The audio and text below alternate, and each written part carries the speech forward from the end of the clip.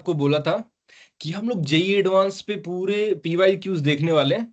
तो उसी कंटिन्यूएशन में ये अपने पास इलेक्ट्रोकेमिस्ट्री के कुछ एक क्वेश्चन आज हम लोग देखने वाले हैं। चलते हैं देखना। आई होप आवाज वगैरह सब कुछ आपको क्लियर होगा। तो आपके सामने स्क्रीन शेयर करता हूँ। अभी रिसेंट ईयर के हम लोग दो बेहतरीन क्वेश्चन लेने वाले हैं, ध्यान से देखते हुए चलना। देखना, जेई एडवांस कभी भी आपको कुछ डिफिकल्ट चीजें नहीं पूछता है, बहुत इजी वीजी चीजें पूछता है। तो यहाँ पे ये जो पूरी पर्टिकुलर अभी जो हम लोग देखने वाले हैं, धीरे धीरे एक ही मेरा जो टारगेट ये रहता है कि मैं साथ में आपको क्वेश्चन तो करवाऊं ही करवाऊं। देखना, मेरा टारगेट हमेशा यही रहेगा, क्वेश्चन उसके साथ में जो थ्योरी यूज हुई है, थ्योरी, वो थ्योरी कहाँ से आई है अपने पास, और उस थ्योरी के अकॉर्डिंग नया आपसे और क्या पूछा जा सकता है। ठीक है, ये तो आ चुका है, और नया क्या आ सकता है, ये मेरा हमेशा कंसर्न रहता है। और आपको एक चीज हमेशा से ही पता है कि जेई एडवांस में कभी भी क्वेश्चन रिपीट तो होते नहीं है, क्वेश्चन रिपीट तो होते नहीं है। तो हमारा क्या टारगेट रहेगा कि जो आए हुए क्वेश्चन है उनसे आप नया क्वेश्चन जो एग्जाम में आने वाला है उसको किस तरीके से बनाएंगे। ठीक है, बहुत सारे आप देखोगे इधर उधर लोग करते रहते प्रीवियस ईयर कर लिया ये वो, लेकिन बेसिकली अगर आपको प्रीवियस ईयर से कुछ सीखना चाहिए तो मेरे अकॉर्डिंग ये सीखना चाहिए कि भाई ये जो चीज आई हुई इसके अकॉर्डिंग नया और क्या पूछा जा सकता है, what can be the new. ठीक है, अगर आप अपने आप को इवॉल्व नहीं कर पाओगे उस नए के लिए, सो आप पुराने प्रीवियस ईयर चाहे रट के चले जाओ, जेई एडवांस का ये कुछ एक नया दे देगा और आप फिर अटक जाओगे। तो कंसेप्ट की क्लियरिटी होनी बहुत जरूरी है। आज की क्लास में हम लोग यहाँ पे एक इंपॉर्टेंट, एक अपने पास 2023 जेई एडवांस 2023 आपके पास रिसेंट ईयर का क्वेश्चन है। मैं जो स्टार्ट कर रहा हूँ वो रिसेंट ईयर से कर रहा हूँ, और जो एंडिंग है वो 1900 के आसपास तक करूंगा, मतलब 1990 तक के आसपास। लेकिन आपको जैसा पता है जो सिलेबस मॉडिफाइड हुआ है, जो सिलेबस अपने पास मॉडिफाइड हुआ है, उसमें पहले मैं ये देखूंगा कि जो सिलेबस में टॉपिक अभी नहीं है वो हट चुके हैं, वो वाले क्वेश्चन आपको नहीं कराऊंगा चाहे पुराने आ रखे हों। बिकॉज आप किसी भी एग्जाम की तैयारी कर रहे हो उसके सिलेबस के अकॉर्डिंग चलना बहुत जरूरी है। तो आपका एक पॉइंट रहेगा कि आप जेई एडवांस का सिलेबस निकाल के साथ में उसका यहाँ पे प्रिंट जरूर लगाएं। ठीक है, चलिए। सो अब हमारे पास दो क्वेश्चन है, एक तो जेई एडवांस 2023 का, एक जेई एडवांस 2024 का। इन दोनों ही क्वेश्चन को हम लोग करने वाले हैं अभी एकदम आराम से। बैठ जाइए मेरे साथ में कॉपी पेन लेके, पहले आप खुद से सोल्व करेंगे और फिर देखना क्या सच में आप जितना सोच रहे हैं उतना डिफिकल्ट है क्या ये क्वेश्चन। देखो, सबसे पहले अपने पास जेई एडवांस 2023 का ये क्वेश्चन है। क्वेश्चन क्या कह रहा है आपको, देखो, plotting 1/λm against c λm। हम लोग, एक साइड है मेरे पास 1/λm, ध्यान से देखना क्वेश्चन को आराम से, और दूसरा इसको हम लोग प्लॉट कर रहे हैं अगेंस्ट वर्सेस c × λm। अब लेमडा एम आपको पता है होता क्या है, लेमडा एम होता है मेरे पास molar conductance. Lambda M is the molar conductance. फिर क्वेश्चन में आपको ये भी लिखा है लिमिटिंग मोलर कंडक्टेंस, जो कि लेमडा नोट एम या लेमडा इन्फिनिटी एम होता है। सी है अपने पास मोलर जो कंसंट्रेशन होती है वो है। अब यहाँ पे क्या बोला हुआ एक बार क्वेश्चन को पढ़ लेते हैं। तो प्लॉटिंग प्लॉट करा है 1/λm versus c λm for aqueous solution of A monobasic weak acid. भाई साहब, किसके बारे में बात चल रही है, ध्यान से सुनो। आपके सामने बात चल रही है वीक मोनोबेसिक एसिड। देखो पहले तो ध्यान से सुनना, क्वेश्चन बहुत इजी है, ध्यान से सुनना। HX हमारे पास है। पहले एसिड के बारे में थोड़ी सी मैं आपको चर्चाएं कर देता हूँ, बस बेसिक कॉन्सेप्ट जो थोड़ा कनेक्ट करके मैं बता सकूं, जितना कर सकता हूं उतना करूंगा। तो हमारे पास HX जो है, HX को जैसे ही आप वाटर में डालेंगे, HX को वाटर में डालेंगे तो पानी में डालने से होगा क्या, HX अपने H+ और X- में डिसोसिएट होगा। क्योंकि ये वीक एसिड है तो कंप्लीटली डिसोसिएशन पॉसिबल नहीं है। This is weak acid. और वीक एसिड सारे के सारे आपको पता है कैसे होते हैं, वीक इलेक्ट्रोलाइट। कैसे होते हैं, weak electrolyte. This is weak electrolyte, weak electrolyte. ठीक है जी। तो वीक इलेक्ट्रोलाइट है, इसका मतलब इसके लिए जो अल्फा की वैल्यू है, भाई साहब, अल्फा जो आप जानते हैं, अल्फा की वैल्यू जो अपने पास है 1 से तो बहुत छोटी होगी। ठीक है, अल्फा की वैल्यू बहुत छोटी होगी 1 से। या फिर आप कह सकते हैं, मतलब अल्फा की वैल्यू 100%, 1 तो नहीं होगी। अल्फा होता है क्या भाई साहब, ये भी बता दीजिए जरा। तो अल्फा मेरे पास होता है डिग्री ऑफ डिसोसिएशन, ठीक है जी, डिग्री ऑफ डिसोसिएशन, डिसोसिएशन। आप ये तो नहीं सोच रहे कि मैं टीप टीप के देख देख के लिख रहा हूँ, एक्चुअली ये है क्या, मैं आईपैड में लिख रहा हूँ। सो आईपैड के थ्रू मैंने स्क्रीन शेयर कर रखी है, तो आईपैड में लिखने के लिए मेरे को नीचे की तरफ देखना पड़ रहा है, ठीक है। सो आपका फोकस रहना चाहिए क्या कंटेंट जा रहा है, मैं कुछ चीटिंग वीटिंग करके नहीं लिख रहा, क्योंकि मेरे को जरूरत नहीं है उस चीज की। तो आप समझते चलो साथ में। तो एच मैंने कहा वीक एसिड है, वीक एसिड है तो वीक इलेक्ट्रोलाइट है, और वीक इलेक्ट्रोलाइट है तो अल्फा की वैल्यू अपने पास एक से काफी छोटी होगी, ठीक है जी। इन सब बातों का क्या यूज है सर, इन सब बातों का कोई यूज नहीं है भाई, बस आपको क्वेश्चन की अंडरस्टैंडिंग दे रहा हूं कि ये तो पूछ चुका है, इसके आगे पीछे क्या पूछ सकता है उसकी अंडरस्टैंडिंग दे रहा हूं, ठीक है जी। चलो, अब हमें क्या कह रखा है उसने, ग्राफ बना रखा है 1/λm versus c lambda m, 1/λm versus c lambda m. अब आप एक बात बता दो, क्या आपने क्या आपने लेमडा एम का और कंसंट्रेशन का इफेक्ट नहीं देखा क्या, वीक और स्ट्रॉन्ग इलेक्ट्रोलाइट के लिए सी लेमडा एम। आपने, आपको अपनी मम्मी कसम है, आप सच सच बताओ, क्या आपने strong strong and weak electrolyte के लिए, वीक इलेक्ट्रोलाइट के लिए क्या आपने क्या आपने लेमडा एम का रिलेशनशिप नहीं देखा क्या, किसके साथ, कंसंट्रेशन के साथ। बिल्कुल देखा होगा भाई साहब, दो टाइप के देखे होंगे।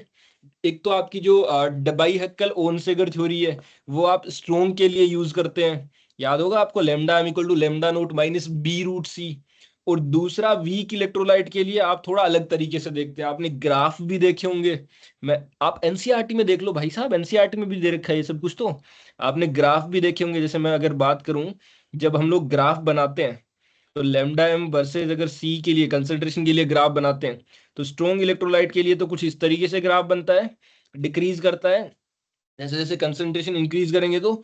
और वीक के लिए आपके पास कुछ इस तरीके से ग्राफ होता है ऐसे, वो भी डिक्रीज करता है, लेकिन वो आपके पास पैराबोलिक फॉर्म में होता है।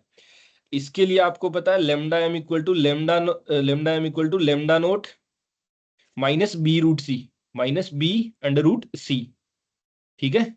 ये आप स्ट्रॉन्ग इलेक्ट्रोलाइट के लिए पढ़ते हैं, और वीक के लिए अलग पॉइंट आता है अपने पास, वीक इलेक्ट्रोलाइट के लिए। तो अब की बार उसने वीक इलेक्ट्रोलाइट का जो एक्सप्रेशन है उससे क्वेश्चन पुटअप कर दिया भाई साहब। तो पहले तो मैं आपको वो एक्सप्रेशन याद करवाता हूँ, उस एक्सप्रेशन का जो आपके पास डेरिवेशन है वो भी करवाऊंगा, लेकिन पहले आपको एक्सप्रेशन याद करवाता हूँ। तो एक्सप्रेशन मेरे पास देखना, एक्सप्रेशन मेरे पास है 1/λm equal to 1/λ0m, 1/λm equal to 1/λ0m plus C lambda M divided by, अपने पास है K into lambda naught M का square, K into lambda naught M का स्क्वायर।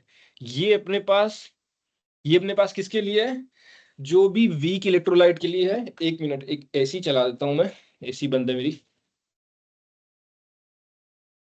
बस वेट ए सेकेंड।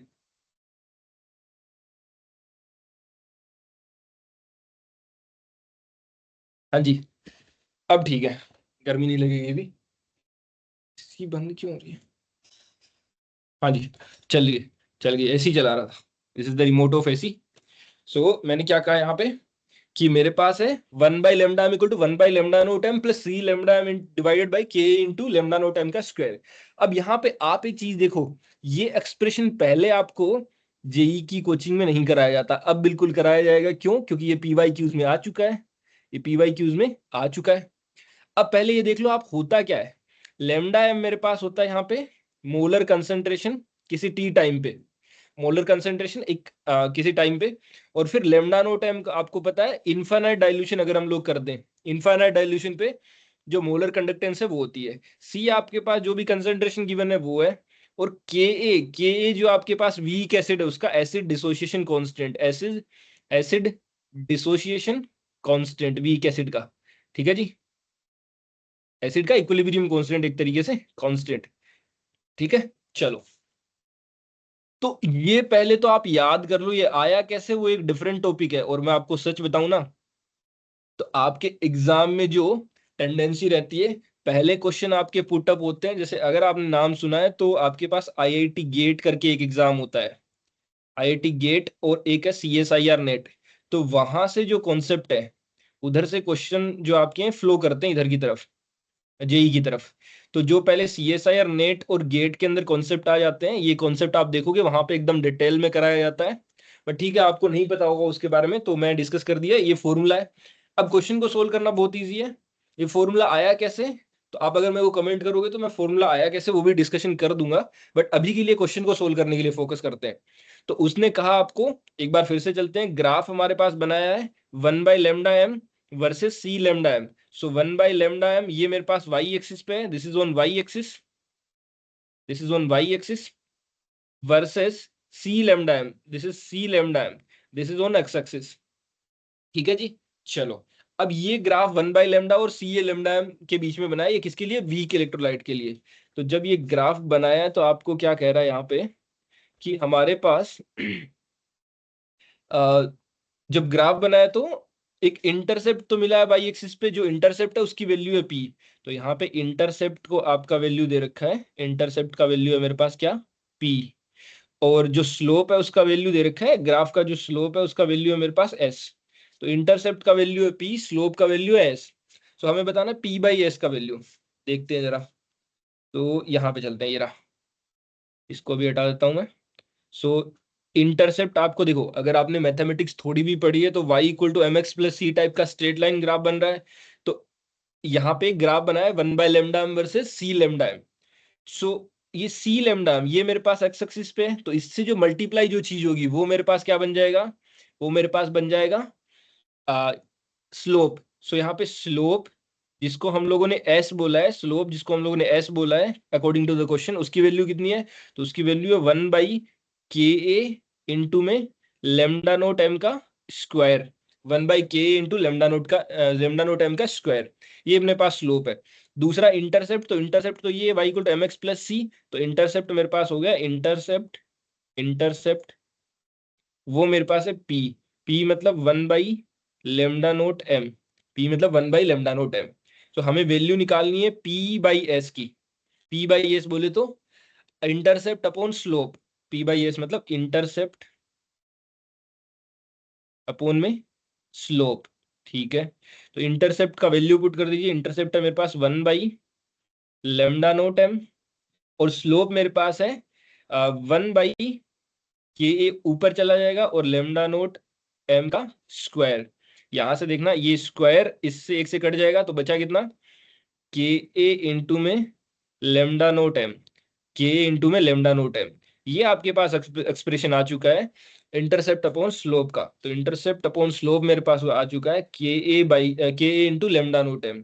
अगर आप देखेंगे तो आंसर ये रहा आपका के a into lambda naught m। ठीक है, तो अब इस क्वेश्चन के बारे में क्या क्या चीजें अपने को पता होनी चाहिए। सबसे पहले मैंने बताया कि यहाँ पे वीक एसिड है तो वीक इलेक्ट्रोलाइट की थ्योरी लगेगी। दो टाइप के पढ़ते हैं हम लोग, एक स्ट्रॉन्ग इलेक्ट्रोलाइट और एक वीक इलेक्ट्रोलाइट। स्ट्रॉन्ग इलेक्ट्रोलाइट में आपकी जो डेबाई हैक्कल ओनसेगर थ्योरी, आपका इक्वेशन भी आपको याद होगा, lambda m equal to lambda naught m minus b√c। ठीक है, तो वो तो यहाँ पे लगने वाली नहीं है। ये वीक एसिड था अपने पास, वीक इलेक्ट्रोलाइट है। अब ये फॉर्मूला आपको वीक इलेक्ट्रोलाइट के लिए ध्यान रखना है कि कंसंट्रेशन पे किस तरीके से डिपेंड करता है। आपको ये तो पता है कि इस तरीके से डिक्रीज होती है कंसंट्रेशन के साथ लेमडा m। और यहाँ पे आपने ये डेफिनेटली, चलो इसका आप डेरिवेशन की कहेंगे तो वो भी मैं बता देता हूँ आपको, करना कैसे करना आपको खुद है, मैं बता देता हूँ। आपने इतना जरूर सुना होगा वीक इलेक्ट्रोलाइट के लिए डेरिवेशन की, ये जो डेरिवेशन आया कैसे, तो इसके लिए थोड़ा सा आपको हिंट देता हूँ, आप खुद से ट्राई करना अगर होता है तो, वरना मैं डिस्कस करता हूँ कभी। तो हमें पता है जब भी हम लोग अल्फा लिखते हैं वीक इलेक्ट्रोलाइट के लिए, तो अल्फा होता है अपने पास lambda m by lambda naught m, मतलब normal molar conductance divided by infinite dilution पे जो मोलर कंडक्टेंस है वो। एक पॉइंट आपको याद होगा, ये पक्का ही आपने पढ़ा होगा, सब जगह पढ़ाया जाता है, तो एक पॉइंट ये आपको पता होगा। दूसरा पॉइंट हमारे पास होता है कि जो के ए होता है, के ए मेरे पास होता है c alpha square upon 1 minus alpha. K a मेरे पास है c alpha square upon 1 minus alpha. अब इन दोनों इक्वेशन को, this is the equation number 2, इन दोनों इक्वेशन को रिलेट करके, रिलेट कैसे करना है, रिलेट में कुछ नहीं है, बहुत इजी है।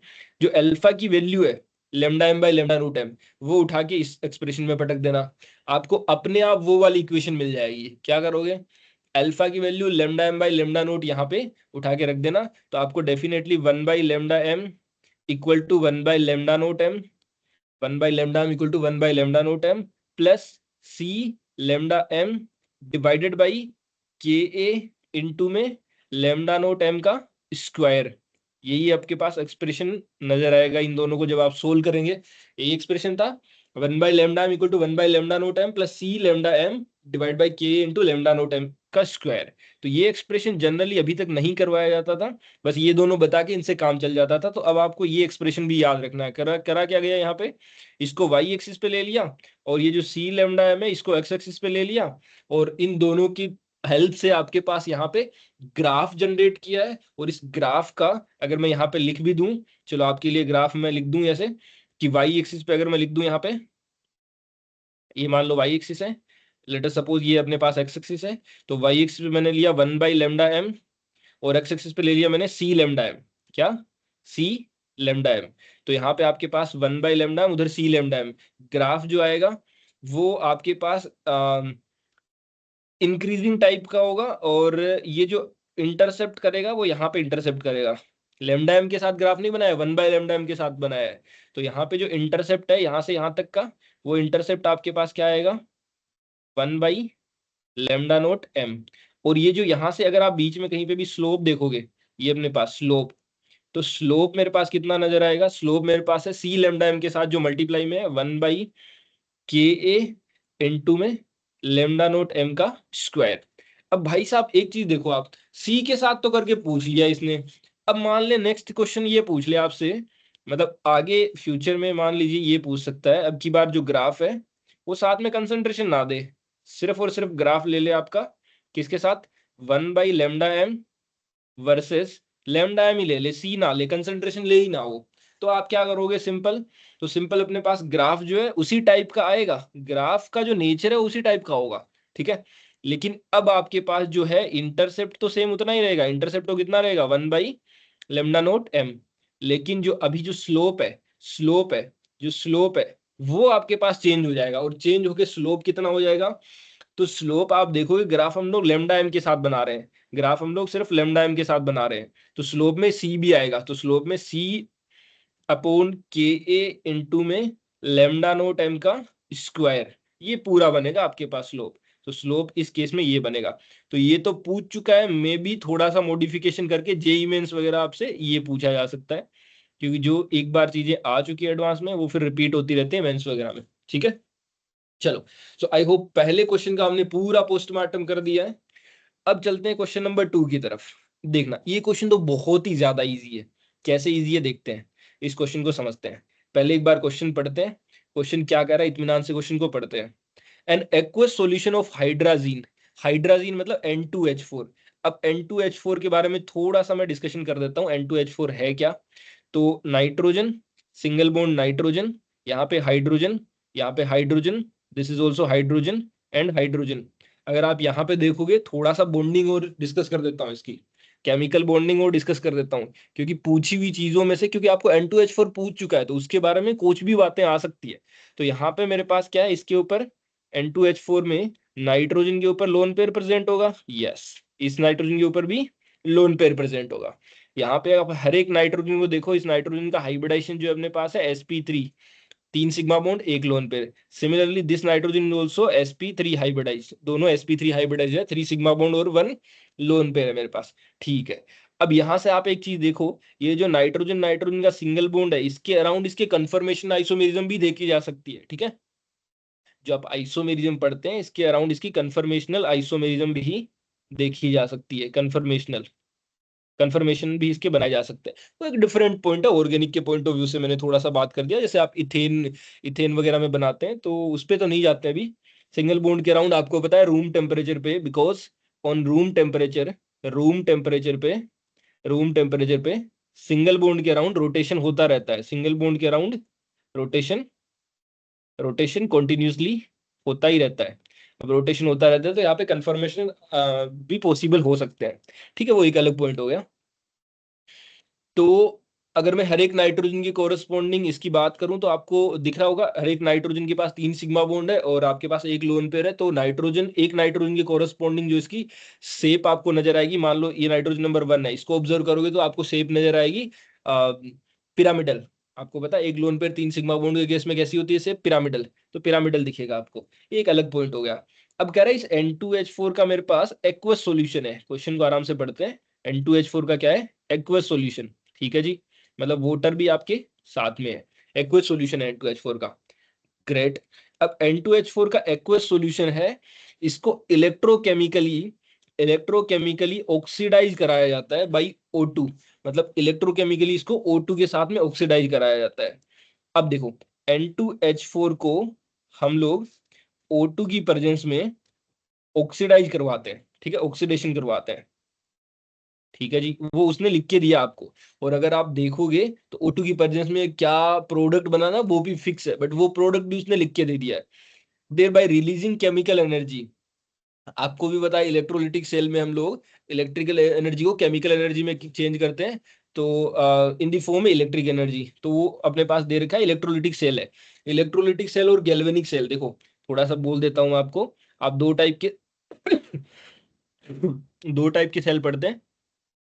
एक मेरे पास है इलेक्ट्रोलिटिक सेल और दूसरा है गैल्वेनिक सेल। आपको याद होगा गैल्वेनिक सेल में आपको पता है कि हमारे पास कैनोड, एथोड और कैनोड अलग अलग सेपरेट कंपार्टमेंट में होते हैं, फिर साल्ट ब्रिज के थ्रू उनको कनेक्ट करते हैं, और इलेक्ट्रोलिटिक सेल में दोनों एक ही कंपार्टमेंट में जनरली हम लोग ले लेते हैं। तो इलेक्ट्रोलिटिक सेल एनोड और कैथोड, कैथोड आपको पता है नेगेटिवली चार्ज होता है, कैथोड आपके पास कैसा होता है, नेगेटिवली चार्ज हम लोग लेते हैं, कैथोड आपके पास होता है नेगेटिव प्लेट, और एनोड होता है मेरे पास पॉजिटिव प्लेट। आपको हमेशा पता रहना चाहिए, चाहे इलेक्ट्रोलिटिक सेल हो चाहे गैल्वेनिक सेल हो, एनोड पे ऑक्सीडेशन होता है और कैथोड पे रिडक्शन होता है। ऑलवेज कैथोड पे रिडक्शन होता है और एनोड पे क्या होता है, ऑक्सीडेशन। आप नाम से भी ध्यान रख सकते हो, ए एनोड, एनोड ऑक्सीडेशन, एक टाइप की साउंड आ रही है ना, anode oxidation, anode oxidation, cathode reduction, ठीक है। तो इलेक्ट्रोलिटिक और गैल्वेनिक सेल ये सब आप डिटेल में पढ़ते हो।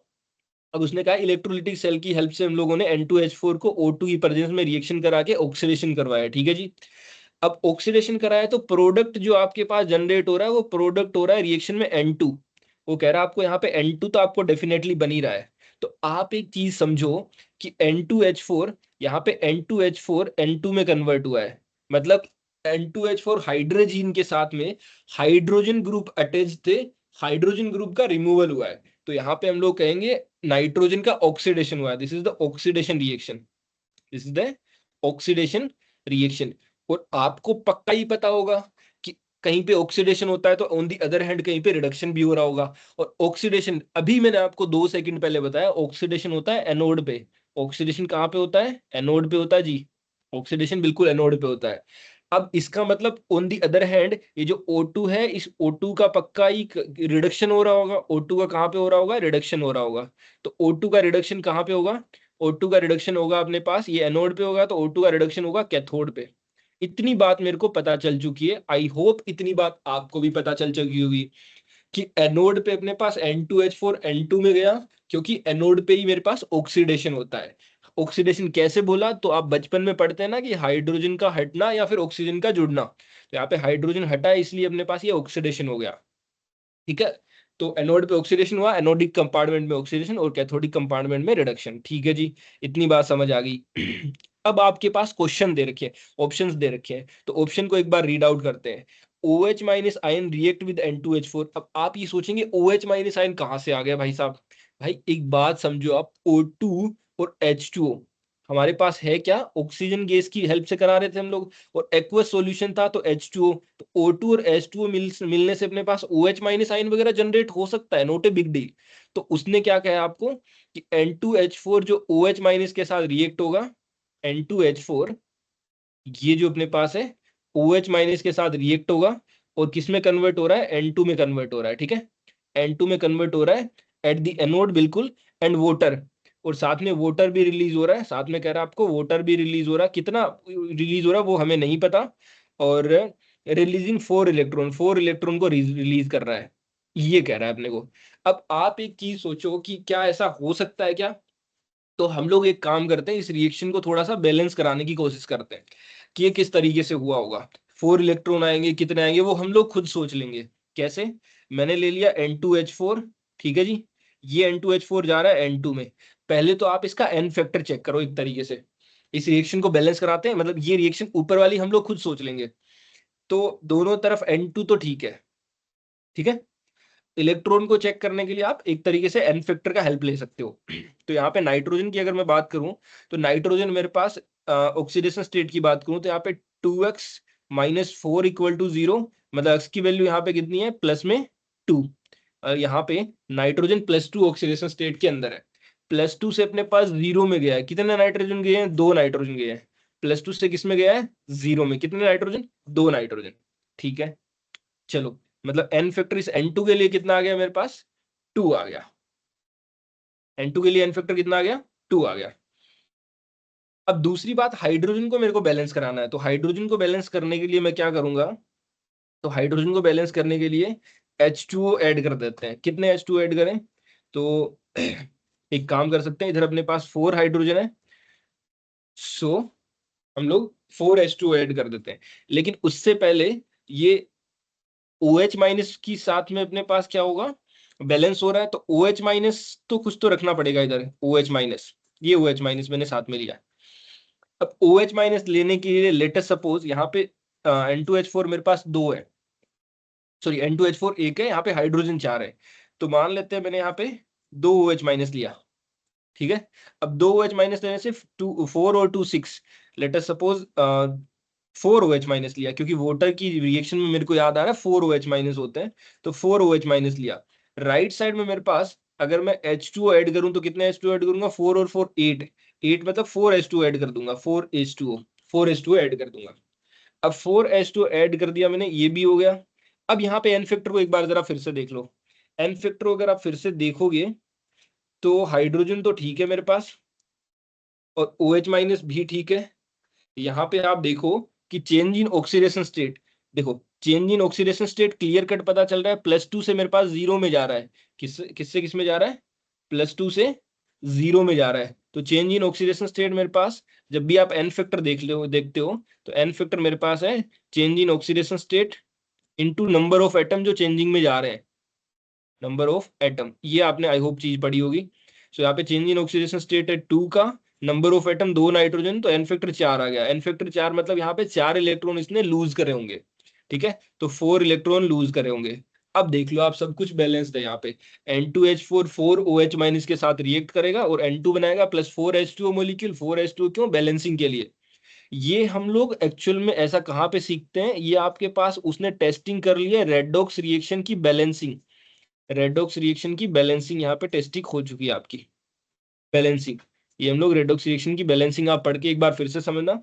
और यहाँ पे ये एक तरीके से जो ये वाला पार्ट है OH- H2O में गया है, ये आप ये समझो कि जो